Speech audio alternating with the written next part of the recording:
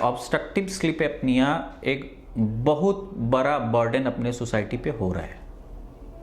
ये जो आप बता रहे हैं स्नोरिंग, मेन लक्षण उसका स्नोरिंग से शुरू होता है, लेकिन अगर उस स्नोरिंग को नेग्लेक्ट किया जाए और अपने शरीर पे ध्यान नहीं दें, मोटापा बढ़ते चला जाए, तो जैसा मैंने बताया कि हर जगह मांस जमा होता है, वो चर्बी जमा होती है एक उम्र के बाद, तो वो चर्बी गले में भी जमा होती है, तालू पे भी जमा होती है, नाक के अंदर भी जमा होती है।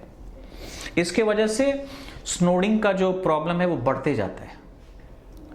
और अगर हम लोग नाक से सांस नहीं ले रहे हैं, मुंह से सांस लेना पड़ रहा है, तो वो नेचुरल नहीं है। और मुंह से अगर सांस ले रहे हैं और वो भी दिक्कत से सांस ले रहे हैं, तो अपने हार्ट पे और लंग्स पे उसका असर पड़ता है। क्यों असर पड़ता है? क्योंकि जितना ऑक्सीजन चाहिए उतना नेचुरली नहीं ले पा रहा है शरीर। तो ऑब्स्ट्रक्टिव स्लीप एपनिया में स्नोरिंग होता है, लेकिन स्नोरिंग और ऑब्स्ट्रक्टिव स्लीप एपनिया दोनों अलग अलग चीज हैं। तो स्नोरिंग उतना प्रॉब्लमेटिक नहीं है, लेकिन अगर वो ऑब्स्ट्रक्टिव स्लीप एपनिया हो जाए जिसमें पेशेंट सोने की कोशिश कर रहा है, 20 मिनट आधा घंटा सोता है, उसके बाद लगता है कि नहीं मेरा अब सांस अटक गया है, वो उठ के बैठ जाता है, पेशेंट का पूरा स्लीप डिस्टर्ब रहता है। जो 6 घंटे 7 घंटे सोना चाहिए रात में, वो सो नहीं पाता है। आधे घंटे पे 20 मिनट पे स्लीप उसका नींद खुल जाती है, चोकिंग होने लगता है, हाँफने लगता है पेशेंट, वो बैठ के रात गुजारता है। और फिर जब दिन होता है तो वो फ्रेश फील नहीं करता है, वो हमेशा नींद में रहता है। तो वैसे कंडीशन में अगर वो गाड़ी चला रहे हो, ट्रैफिक सिग्नल पे पता चला कि वो सो गए, पीछे से धक्का लग जाता है, आगे धक्का लग जाता है, तो वो उनका एक होता है कि बैठे बैठे वो सोने लगते हैं। ठीक है, तो इसका हार्ट पे और लंग पे असर पड़ता है, क्योंकि ऑक्सीजन जितना चाहिए उतना इजीली मिल नहीं रहा है शरीर को। तो धीरे धीरे हार्ट में प्रॉब्लम शुरू होता है और उसका लंग्स पे भी असर पड़ता है। तो धीरे धीरे ये एक छोटा सा प्रॉब्लम धीरे धीरे बड़ा होता है और हार्ट और लंग को भी इफेक्ट करता है। लेकिन ऑब्स्ट्रक्टिव स्लीप एपनिया को ठीक किया जा सकता है। मेन फैक्टर जो उसमें है वो है ओबेसिटी, मोटापा, उसको तो कम करना ही पड़ता है।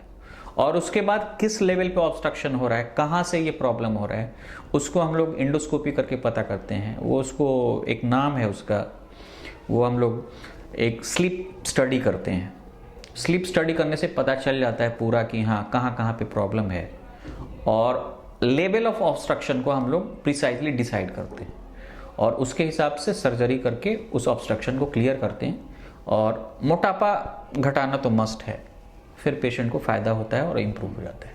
ट्रीटमेंट अगर, क्योंकि रूट कॉज इसका जो है वो है मोटापा। उदाहरण के लिए आप बप्पी लहरी साहब की बात कर रहे थे, मोटे थे, वो बहुत ज़्यादा मोटे थे।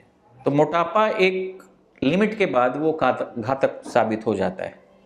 ठीक है, तो पहले तो मोटापा को कम करना है, और मोटापा कम करने से बहुत सारी चीज़ें कम पड़ने लगती हैं। मतलब बहुत सारी बीमारियां जैसे डायबिटीज हैं, हाइपरटेंशन है, वो नींद खुलना है, ऑब्स्ट्रक्टिव स्लीप एपनिया है। और उसके बाद फिर हम लोग एक इन्वेस्टिगेशन, 2-3 इन्वेस्टिगेशन करके लेवल ऑफ ऑब्स्ट्रक्शन को पता करते हैं कि कहाँ पे इनको ऑब्स्ट्रक्शन हो रहा है। यूजुअली गले में या तालू, पैलेट के लेवल पे ये ऑब्स्ट्रक्शन होता है, जिसकी वजह से बार बार वो चोक्ड होके उठने लगते हैं, और उसको हम लोग ऑपरेट करके उस ऑब्स्ट्रक्शन को क्लियर करते हैं। तो सर्जरी, इसमें सर्जरी का अपर हैंड होता है ट्रीटमेंट में। अगर किसी भी वजह से पेशेंट सर्जरी नहीं करा पाता है, या पेशेंट को और सारी बीमारियां हैं जिसकी वजह से सर्जरी नहीं की जा सकती, या इमरजेंसी बेसिस पे कुछ और नॉन सर्जिकल ट्रीटमेंट है, कुछ डिवाइस हैं जिसको यूज किया जाता है कि टेम्पररी उस पेशेंट को सांस लेने में दिक्कत नहीं हो, जिसको ये बाईपैप वाल्व या सीपैप वाल्व ये सब बोलते हैं। तो वो एक मुंह में लगाने का डिवाइस है जिससे हाई फ्लो में ऑक्सीजन को अंदर पुश किया जाता है। तो अगर हाई फ्लो से ऑक्सीजन को पुश करते हैं तो वो ऑब्स्ट्रक्शन को ओवरकम करके वो अंदर जाने लगता है। लेकिन वो परमानेंट सॉल्यूशन नहीं है। लेकिन हाँ, अपने सोसाइटी में देखा गया है कि लोग उसी को अपना ट्रीटमेंट समझने लगते हैं और उसी पे रहने लगते हैं, लेकिन वो परमानेंट सॉल्यूशन नहीं है।